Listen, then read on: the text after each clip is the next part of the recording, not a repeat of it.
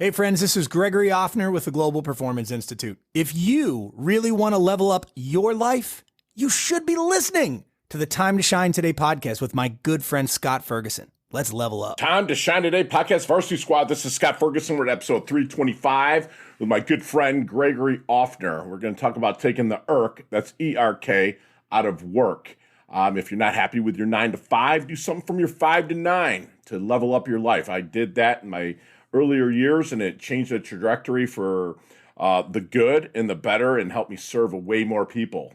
You're going to want to break out your digital note taker or just a pen and paper, because Gregory's going to drop some serious knowledge nuggets on us to help us feel fulfilled, find your passion, and just overall kick ass and level up. So without further ado, here's my really good friend Gregory Offner Jr. from the Global Performance Institute.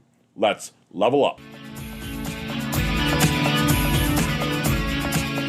Time to Shine Today podcast, Varsity Squad. This is Scott Ferguson, and I got my spec list, his glasses list, my good friend here, Gregory Offner from the Global Performance Institute. And this guy's got a super phenomenal story, but he's also like backed by a ton of, good certifications, some of that I can't wait. I'm ready to take notes. So if you're taking notes on paper or a digital note taker, make sure you get that ready, because we got Gregory Offner. He's a multi-talented individual with a passion for entertaining and educating others. His keynotes, which you have to check them out, squad, and workshops and corporate consulting engagements help the world's leading organizations create high-performing, highly fulfilled leaders.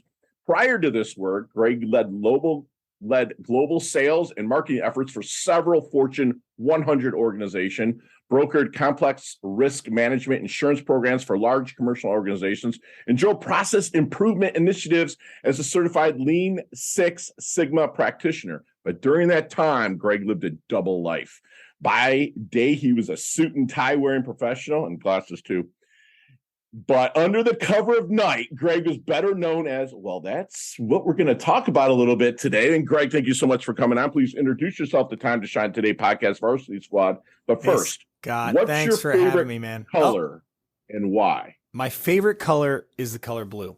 All right. I have no idea why it's my favorite color, but I learned something about it maybe 2 years ago. I was having a conversation with a meeting planner, and she was asking about my branding, because if you go onto my website, most of my branding is a mix of blue and yellow, nice complementary colors. And she said, which is your favorite, blue or yellow? I said, blue. She said, that's interesting, because with your background in singing and speaking and all the issues with your voice, which I know we'll get into, Scott, she said, did you know that blue is the color of the voice chakra?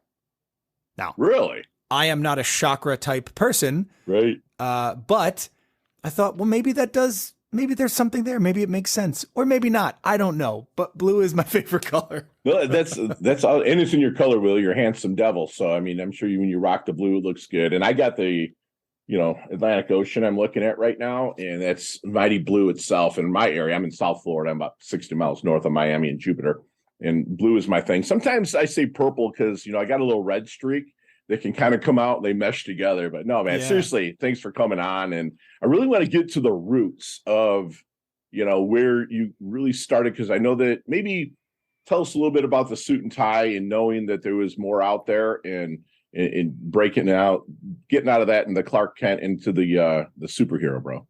Well, as a keynoter, I'm really a glorified storyteller. There's stories with a purpose. Yeah. And what that has to do with my journey from suit and tie to where I am now is the stories we tell ourselves. The stories we tell ourselves have power because they are on repeat all day long in our mind. Wow. And if those stories don't paint an accurate picture, we can create false beliefs. And I had told myself stories about what it meant to be a professional musician, what would have to happen for me to be the type of person that became a professional musician. And those stories became so powerful that by the time I graduated college, I didn't believe that I could be a professional musician. So I did what I thought the world expected me to do, tried to find a place to fit in professionally. Sure. And I fell into the world of sales and marketing. It happened to suit my background that I'm generally good with people. I'm generally good with words. I'm generally enjoy meeting new people and persuading them about things. It used to be selling products. Now I'm selling ideas from the stage. I'm trying to get you, the listener, to buy into the idea that work doesn't have to suck, that we can take the irk out of work, and that it's possible to be high performing and highly fulfilled. So while I was amidst and involved in this day job of sales and marketing and working in the world of risk management, I had this night job as a dueling piano performer. You did that. I did that. And so the day job satisfied the financial needs. Yeah. And the night job satisfied the fulfillment engine. Wow. But in 2015, I realized that I had something going on with my vocal cords. I wasn't able to speak or to sing. It came on pretty suddenly. And when doctors investigated the trouble, they told me that I had about 2 months until I lost my voice permanently and irreversibly. Wow. They said, you can either do what you're doing, and in 2 weeks, 2 months, maybe a little longer, we don't know, your voice will be gone. Or you can undergo vocal cord surgery and have a shot at regaining your speaking voice. We think your singing voice is gone. Now, anybody who knows anything about music knows that there are lots of vocal professionals, singers, speakers, who have undergone this surgery and it didn't go well. I'm thinking of the woman who was in The Sound of Music, and her name's escaping me, but right. Very beautiful voice, can't sing anymore because she had a vocal cord surgery that went wrong. Mm. I opted to have the surgery, but I tried to negotiate with the surgeon because he told me it was going to be 8 to 12 months before I'd be able to have a conversation again after this surgery. Mm. And I said, well, is there a way that we can maybe ramp that up to 6 to 8 weeks? I got this day job, like I got to make money. I got to pay my bills. I got to sustain this lifestyle I'm living. And so for whatever reason, he allowed me to do this. And as a result of negotiating less than what the doctor thought I needed, I wound up having more surgeries than I probably should have. And to date, I've had 13 surgeries on my vocal cords and 2 to completely rebuild a valve in my stomach. It turned out acid reflux was a really big part of why my voice went downhill so quickly. Okay. I share that story. Yeah. Go ahead, please. Because I had built up a story in my head that this income from the day job was what mattered in the world, was what mattered about me, that my value was tied up in the income that I was able to produce. Wow. That belief was creating so much dis-ease within my body that I was depressed, I was self-medicating, and I wasn't achieving or becoming all that I was capable of becoming because I spent all my energy and focus trying to avoid these negatives in life. In psychology, it's a concept called approach avoidance, that we will run more quickly from things we want to avoid than we will towards things we want. Sure. Right. And there's a lot of like the two pains of like the regret pain and then the discipline pain of quoting the good old Jim Rohn. But I love that. But like, you mentioned something about, because it took me a long time to really become an observer of my thoughts, because you're hearing what your brain is saying. It gets confusing, but as soon as I just cut off saying, listen, I have a decision to make and I can make a decision to what I'm hearing, to take that and either garbage it or take it and utilize it. Are we on the same page, kind of like that, what you were talking about? Yeah, the brain is not our consciousness. So we're getting real deep and philosophical here, but there are, in psychology, they'll call them intrusive thoughts. I call them fleeting thoughts or fleeting ideas.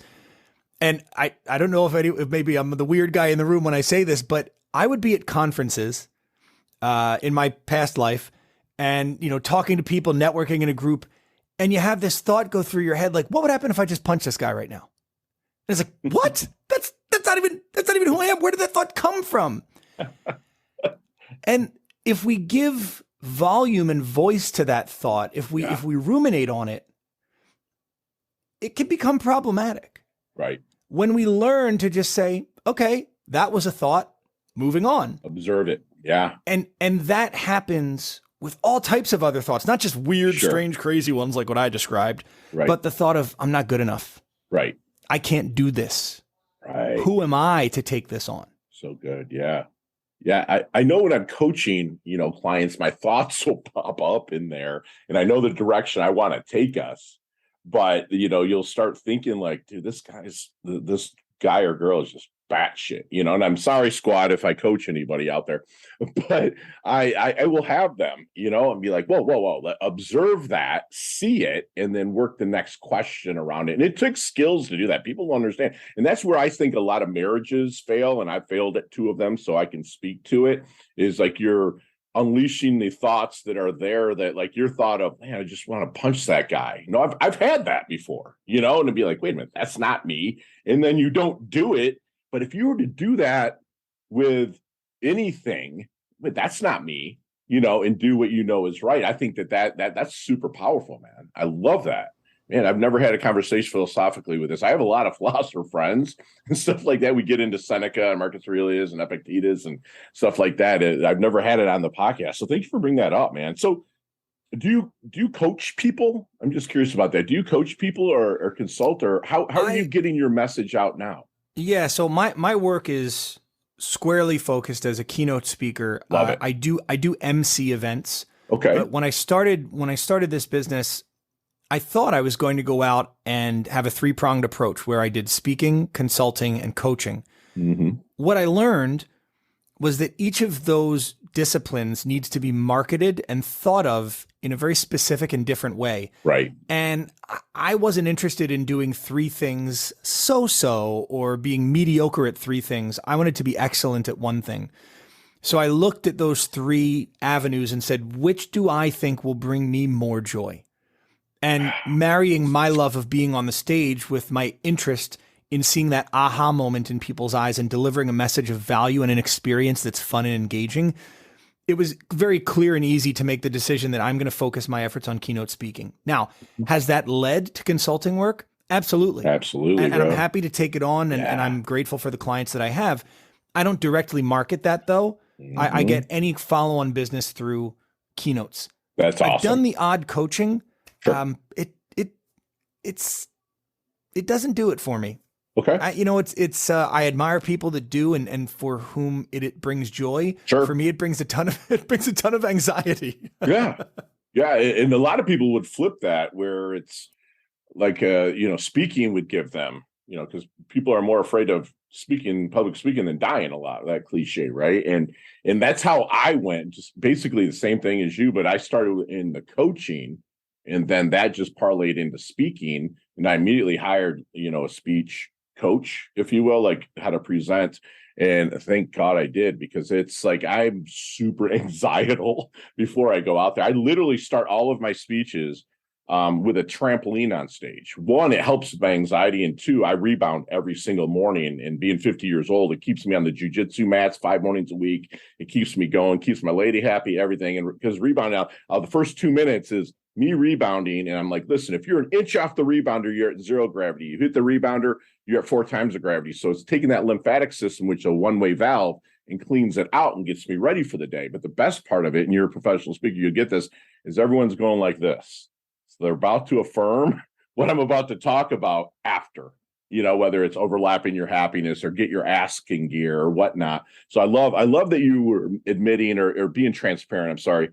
That you do have anxiety and other things, that you took the one thing, which I'm going to get to a question here. You took the one thing that you felt you were strongest at, because you were a performer before. But do you ever have any fear about your voice doing all the speaking that you do? Yeah, I do. Let's unpack it. It is my Achilles heel in a way. Okay. All right. Because as a speaker, I can get up on stage. I have a defined period of time during which I need to use my voice. I have a microphone, so there's amplification. Sure. But people want more of your time when you're at the conference. There are the conversations after the event, which I love. Right. Virtual was a challenge for me, because I would do an event virtually, and when we're done, we close out the Zoom room or we turn off the camera, and I'm in a quiet room. There's no coffee bar to go to, and you run into people saying, hey, I really enjoyed this, or hey, I want to tell you a story about something you said that reminded a story in my life. those are how I re-energize, but they can Yes. also become a liability because now if I'm there for another hour, I'm now talking for 2 hours.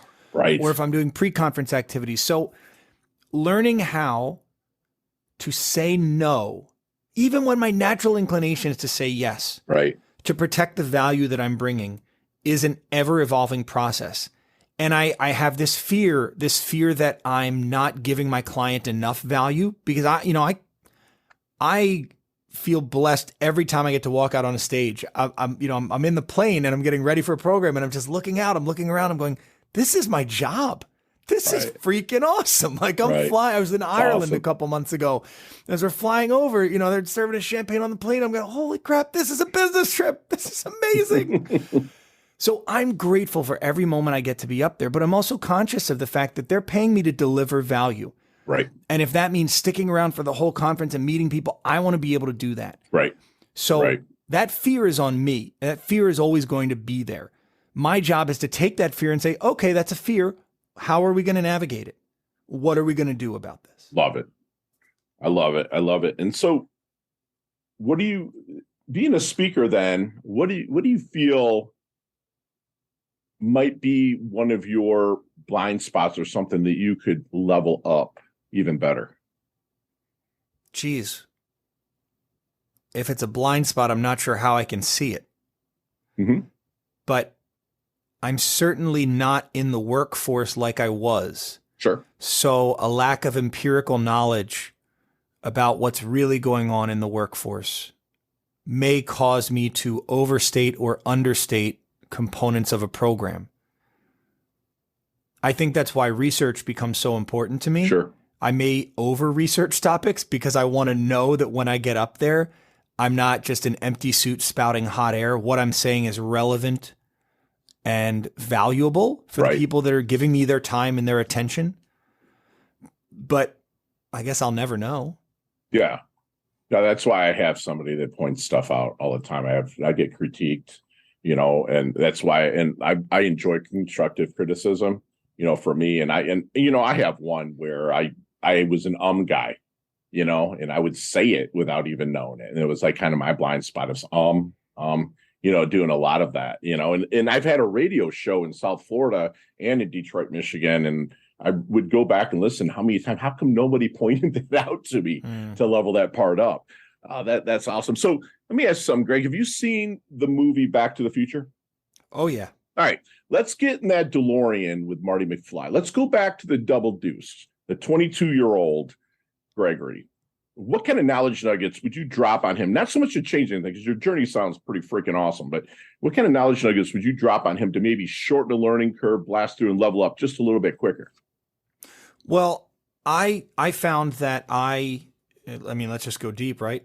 I found that I used alcohol in situations when I was uncomfortable in an unhealthy way. Okay.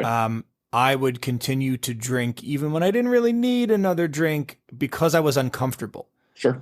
Once I arrived at that knowledge, I was able to make different choices. And at 22, that would have been something that I would have paid attention to. Okay. I would have also paid attention to some knowledge that, and I tell people this now, if you don't love your 9 to 5,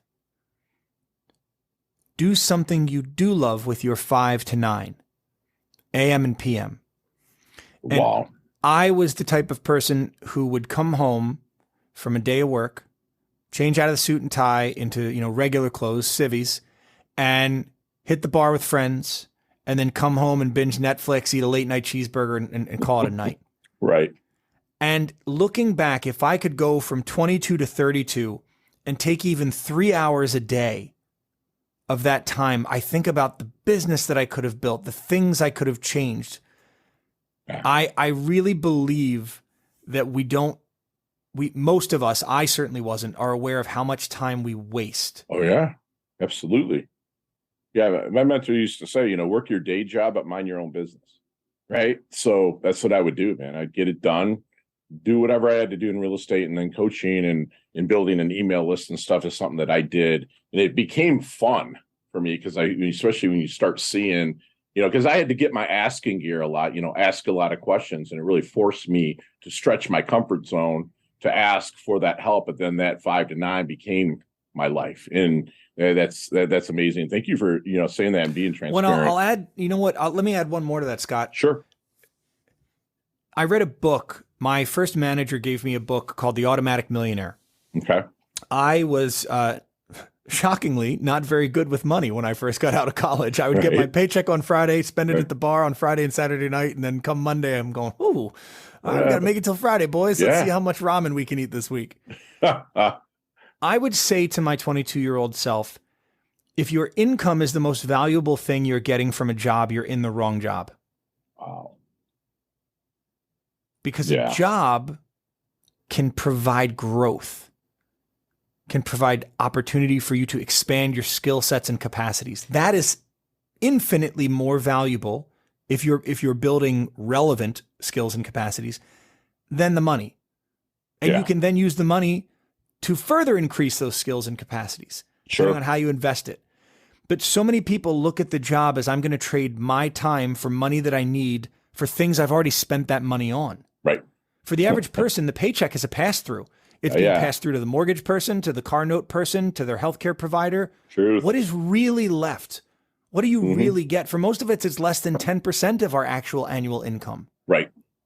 So if your paycheck is the most valuable thing that you're getting from your job, you've already lost. It's time to make a decision. Yeah, and people don't pay themselves first at all. They, like you just said, it's a pass through. Yeah, that's super true. So how does Gregory want his dash remembered? That little line in between your incarnation date and your expiration date, your life date and your death date. Hopefully it's a long ways down the road, brother, but how do you want your dash remembered?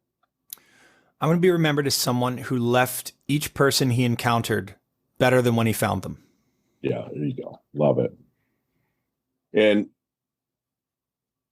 do you find that hard to have, how was this saying, the energy that you have, because you have infectious energy as well. You're very low key right now, but I've saw your speaking and stuff, and it's fired up. So to keep that energy around the people that are not, okay, let me ask you this. Have you had a dud speech? Sure. Okay. And then what was we're not going to say a fix, but what was the adjustment? Or this is a great story. So I'm glad you asked the question, Scott. So I delivered a speech in the middle of COVID. It was one of the only in-person speeches that I delivered in 2021. And I was so excited to deliver this speech because, again, it was in person. At my time, I got to shine on stage. I got to see people's faces, that quick reaction, that biofeedback that we get from being on stage. So I drove to the venue. It was about 6 hours away from my house. And when I got there, Scott, the ballroom was huge. I was so excited now because not only was this an in-person gig, it was at a real legit full-size ballroom, not just like the back room at a Holiday Inn, so to speak. Right. And the stage setup was magnificent. Even though this room could have held 2,000 people, they were only going to have 200 because of the COVID protocols they were following. Right. That stage was gorgeous. So now I've got a videographer coming. I've got a photographer coming. I'm finally getting some more in-person footage for my reel. I am so excited. I was the closing keynote for this conference. And when I got up on stage, there were 20 people in the audience. Okay. Because remember, it's the middle of COVID. Yeah. Where we were was a beautiful resort. And folks had said, after 3 days of conference and stuff, I think I'm going to skip the closing and just go lay by the pool or just go hang out outside. Oh, wow. Now, photographer's there, videographer's there, the stage is there, I'm there. I say, you know what? I'm going to go out and just give it. Yeah. Full tilt performance, bring the energy. And I drown the crowd in energy. The energy that I brought was way too much for the 20 people that were out there. It just didn't resonate. And I learned a very valuable lesson. And it speaks a little bit to that anxiety you were talking about earlier that some people feel before they go out on stage. Sure. I've learned that anxiety is more a reflection of my desires than my audience's desires. I wasn't focused on my audience in that speech. I learned a very valuable lesson from this. I wasn't focused on my audience. I was focused on me, on what that stage, that backdrop, the videographer, the photographer, all that was going to do for me. And I forgot that I am there for them. Wow.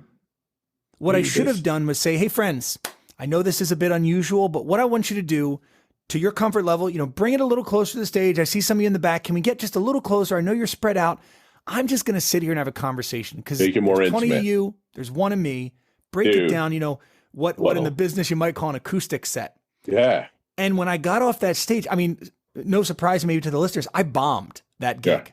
Yeah. And when I got off stage, I knew I bombed. They knew I bombed. The meeting planner knew I bombed. And I had a 6-hour drive home. And I got in the car, mad as hell. And I looked in the rearview mirror and I said, all right, dude, you get 5 minutes to freak out, bug out, scream out, whatever it is you want to do about what just happened in there. And then you're going to use the rest of this drive to figure out what could be good about it. Yeah. And you just mentioned what was good about it. Exactly. That came out as the good about it. It's that I learned a valuable lesson. I'm never going to repeat that mistake, and I'm better for it. Wow. Because somebody could have told me that lesson, it wouldn't have sunk in as deeply as it did experiencing that lesson. That's a great lesson to learn. And it's probably something that has happened to me that I didn't learn it. I just wrote it off. It's like, okay, you just have your A game. But there was a lesson there that I'm looking back in my mind at a couple of those. And I did it. You're so worried about the anxiety about, oh my gosh, me. It's them that you're serving. And like you said, you made it more intimate. You could have made it more intimate. Thank you for being transparent, dude. That's awesome. So let me ask you this. What do you think people might misunderstand the most about Gregory? There's so many things to pick from, Scott. I think that people may think that I've got all the answers because I get a microphone and I get a big stage and I get hired to come and speak at all these events. And I mentored some people a little later in my career, kind of just before I made the switch. Mm-hmm. And one thing I always made sure to share with them was that, I'm going to bring biases and preconceived ideas that I'm not even aware of to this conversation. I may be jaded because of something that happened to me 6 years ago. I'm not even aware that that's going to factor into the advice or the questions I may ask you. Right. I need you to be aware of that. So that's the first thing I need you to be aware of. The second thing I need you to be aware of is that I have no idea what's going to happen tomorrow. Neither does Warren Buffett, neither does Bill Gates, neither does the janitor at McDonald's down the street. Right. We are all going to experience tomorrow together. And the biggest BS that goes on in the world is other people trying to masquerade like they've got it figured out. Sure. Nobody has it figured out. We're all trying to figure it out. Right. I will share what I know and try to help you figure it out. And I'm going to learn from you as you ask questions and share your experiences. Some of that might help me figure it out. Right. This life is a reciprocal process. And if we're not all in it to help each other, we're all going to fail together. Because this BS of pretending like they've got it figured out, they've got it made. I'm not saying this to brag, there's a point. I've got friends that are 9-figure millionaires. Mm-hmm. They don't have no problems. They've got more expensive problems. Yep. They've got dumb problems. Like they've got so much money that nothing impresses them anymore. Right. A nice steak dinner, they get that every day. Right. It's so difficult for them to find an experience that's surprising or that makes them happy that they throw stupid amounts of money at things they don't even care about because they miss that feeling that maybe you and I experience. Mm-hmm. Yeah. And as I started putting commas in my bank account, it was like I didn't have the identity to have that, so I blew through stuff and because, you have, the theory of relativity when you start making it for yourself, like everyone's your relative, right? They come to you and they think you have all the answers, right? Or not just for money, but the answers. And I'm again, dude, you're freaking transparent. This is awesome. Your vibe is insanely good. So what is Gregory's definition of a life well lived? I think I've taken this from somebody else, but it's being able to do what I want, when I want, with the people that I want. Yeah, that's awesome. And it's super true. I mean, you can't get any better than that. The decisions. And again, when it goes back to the monetary and the money doesn't give you anything but choices. and then that you could, like, you just go back to the choices of what, when, and with who. And that's amazing. But now you don't even need money for that. Because again, we go back to when we first talked about perspective, and being able to do that, there's freedom. Because there's the old story about the stockbroker that's on the beach and he sees a fisherman pull up with a bunch of fish. And he's like, what'd you do? I caught fish for my family. What are you going to do with it? We're going to cook it up and I'm going to take a siesta and I'm going to make love to my wife. And then we're going to go out. He's like, man, you do this every day. I could help you build up the fishing business. And he's like, why would I want to do that? He goes, so you can sleep and take a siesta and, make love to your wife and enjoy life. He's like, dude, I'm doing that right now. It's all about the perspective. And I love that we would talk about that. And squad, we are back with my good friend, Gregory Offner here. And Greg, you and I will meet one day and hopefully share a stage and rock it. And we maybe talk 15, 20 minutes about each one of these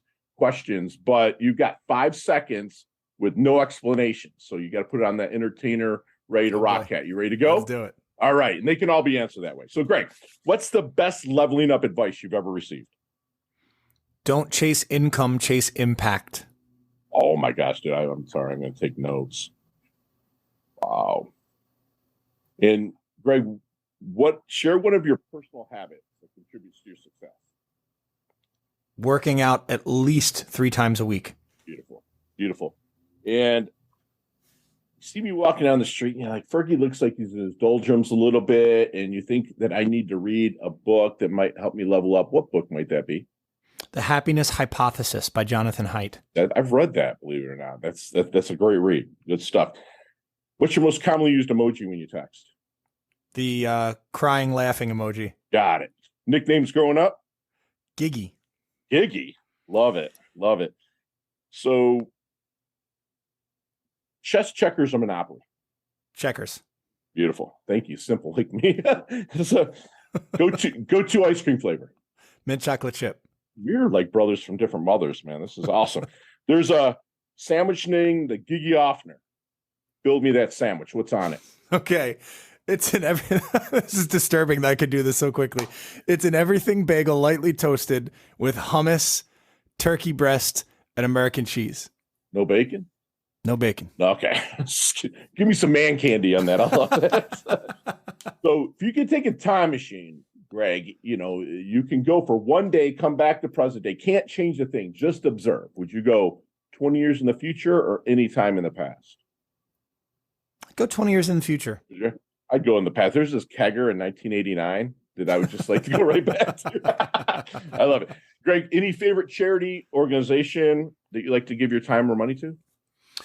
Yeah, I'm on the board of directors of an organization called Musicopia. We bring music education to schools and communities that don't have the funding or the ability to provide music education for the students within that community. Is it nationwide? No, right now it is solely based in the greater Philadelphia area. Okay, very cool. We'll put that in the show notes anyways, Donnie. Okay, awesome. Last question. You can elaborate on this one. I'm looking forward to hearing this one from you. But what's the best decade of music? 60s, 70s, 80s, or 90s? Oh, gosh. If I have to pick from those 4, 60s, 70s, 80s, or 90s, I'm going to say the 90s. But my answer would actually be the 50s. Really? I love Motown, doo-wop. There is a whole part of a street in Philadelphia dedicated to TSOP, the sound of Philadelphia. And so there are some artists from that era who made and mixed all of their music here in Philadelphia. And there's a very distinct sound and beat. Really? I think the OJs would be an example of one of those bands. There you go. Yeah. I just think that music is got so much richness and depth. Yeah. That it's probably the most powerful decade of music, in my opinion. Love it. Love it. Being, from Detroit, we had Motown.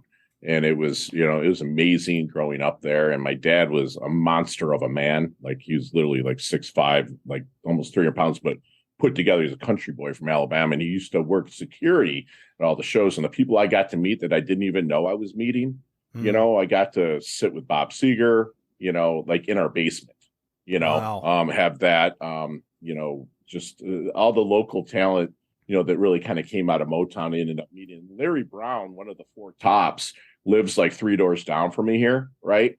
And like he performs on Thursday for free for people. And it's just so cool to go in and listen to him sing that Motown. And granted, I guess the age in there is a little bit older than you and I, but it's still, I'm right there with you. I'm an 80s guy just because I graduated in 1990, but I do love throwing on the 50s. And, like people will say Beatles or Stones. And I'm like, how about the Four Seasons?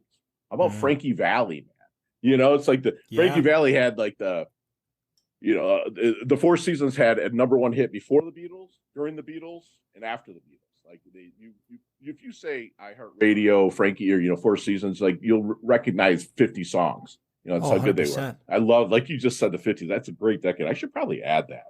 But anyway, so Greg, how can we find you, my friend? Yeah, so I appreciate you asking that. People can go to my website, GregoryOffner.com. I'm on Instagram, Facebook. No, not Facebook. I'm on like Instagram. I'm on everything. I don't really hang out on Facebook. So Instagram, Twitter, LinkedIn. Good Lord. That's what I was trying to think of. LinkedIn. Yeah. LinkedIn's my main jam. Gotcha. And it's just Gregory Offner Jr. Just search for me.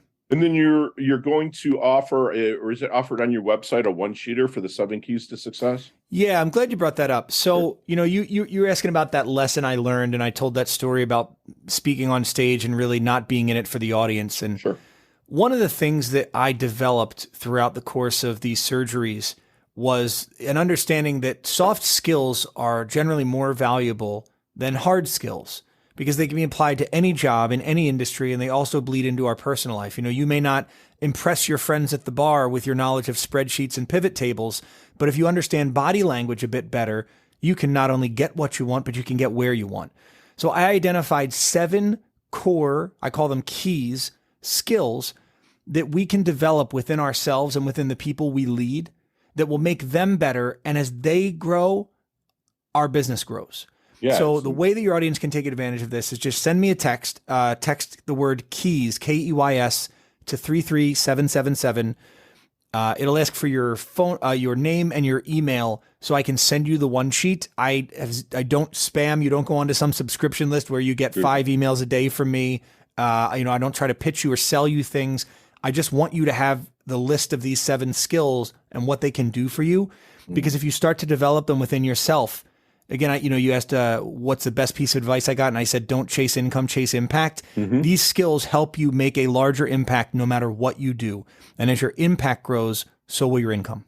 Wow, that's amazing. It's impossible for it not to, just the law of reciprocity and whatnot. That's beautiful. And I'm going to say this, even though you said it's not out yet, but I want to be one of the podcasts that says it because it's at the end, because you people out there don't always listen to the end.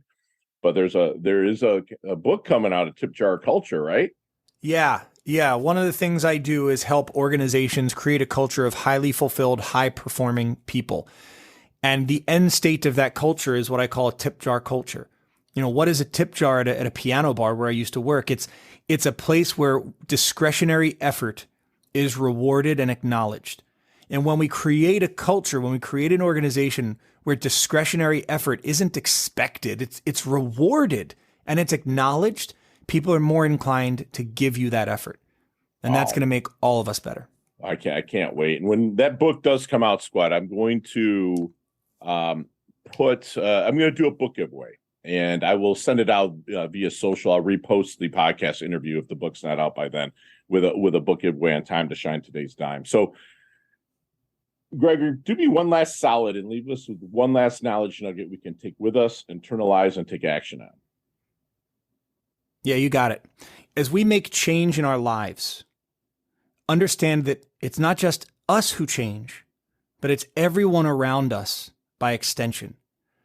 What I learned in my life when I started to build my own business was that as my quality of life increased, the relative quality of life of some people around me decreased. They didn't do anything to change, but because I felt better, they felt worse. Yeah. When your listeners go to make change in their life, they're going to encounter that same challenge. That friends they thought would be supporters turn into detractors. Sure. And I think just knowing that that's coming allows us to prepare for it, see it faster, and to make better choices about what to do next. That is fantastic advice. And Squad, we had an awesome conversation, very transparent, full of knowledge nuggets, and basically kind of a free masterclass. My good friend, Giggy Offner over here, but he sees himself really as a kind of a glorified storyteller, which makes sense because, being a musician and whatnot, he tells stories all the time, which he just started doing that and taking it and starting to rock stages now, which is just a beautiful thing. He's overcome so much with his voice. He didn't let it stop him from pursuing his dreams with the operations and whatnot. And he wants to remind us that the story we tell ourselves have power. And if they're on repeat all day long, and you start listening to that, then that's the route that you're going to go. He wants to really work to take the irk out of work. I love that he said that. You can't be both highly performing and highly fulfilled at the same time, because there's that harmony, not so much balance, but that harmony. He said his beliefs were causing him dis-ease. So he was the stories he was telling himself and listening to, he started changing those and starting to work his way towards leveling up. He wants you to ask yourself, what brings you the most joy when you have choices to make? Go towards joy. He wants you to stretch your comfort zone without the use of narcotics. Like, he got comfortable in maybe a negative way by using alcohol, but he wants you to stretch your comfort zone by the use of feeding your mind the right food. And if you're doing something 9 to 5 and you don't like it, don't be there. Like, you start a 5 to 9, find something you're passionate about, and inch by inch it's a cinch, right? People, by the yard it's hard. So you inch by inch and work your way up towards your passion and make that your vocation. And I have just so many notes that I'm picking from. He mentioned that anxiety, can be a reflection of your own desires. And that's what happened to him on stage. He was about, his desire of having a packed house and only having 20 people out there, instead of shifting and saying, hey, move closer, let's make this intimate. It's a lesson learned. And trust me, squad, if you listen to my other shows, that I've kind of came through those as well. He reminds us that life is a reciprocal process. We got to do it together. Eventually we'll all fail. He wants you, don't chase the income, chase the impact, which that will definitely be his quote there, because that 100% stands out to me. And he's got his 7 keys to success. So make sure you text the word keys to 33777. And he's not going to spam you, but he's going to give you exactly what you ordered up. Is his one cheater. So make sure you get in there and do that. And, you want to remember that if you're going to change your lives, not everybody is going to be on board. Okay, that's going to be like the crab in the bucket where, like Gregory was climbing out, but those other crabs are like pulling him back in, but he just kept climbing and understand. He's not saying he doesn't love them and he doesn't like them, but he also understands that they're not part of his journey on that part of his life. So he might go have a beer, whatnot, with them, whatnot, but he's not going to let them influence his choices. And that's what we talk about here a lot in Time to Shine today. And Gregory, you level up your health, you level up your wealth, you're humble, yet you're hungry. I cannot seriously wait to rock stages with you. You've earned your varsity squad letter here at Time to Shine today. I absolutely love your guts, brother. Thank you so much for coming on. Thanks, Scott. It's great to be here. Thank you for having me. All right. Chat soon, my friend. All right, brother. Hey, thanks so much for listening to this episode of Time to Shine Today podcast, proudly brought to you by Sutter & Nugent Real Estate Excellence, who can be reached at 561-249-7266 and online at www.sutterandnugent.com. If you are a business owner or professional who would like to be interviewed on Time to Shine Today, please visit timetoshinetoday.com/guest. If you like this episode, please subscribe on Apple Podcasts, Google Podcasts, Stitcher, Spotify, iHeartRadio, or wherever you get your podcasts. There's a link in the show notes to our website. Also there, you will see our recommended resources. We hope that you will support our show by supporting them. If you like what you've been listening to, it'd be great if you could just give us a 5-star rating and tell your friends how to subscribe while you're at it. I'm your host, Scott Ferguson, and until next time, let's level up. It's our time to shine.